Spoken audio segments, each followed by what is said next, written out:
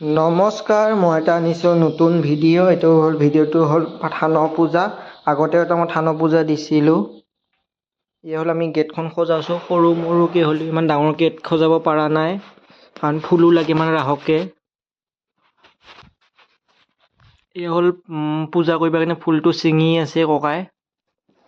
হ'ল পাৰটো আমি পূজাত দিওঁ।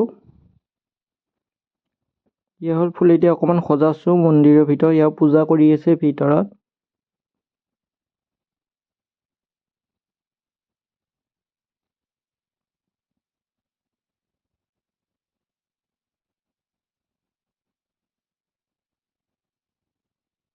ভিডিঅ'টো যদি ভাল লাগিছে লাইক কৰিব, শ্বেয়াৰ কৰিব।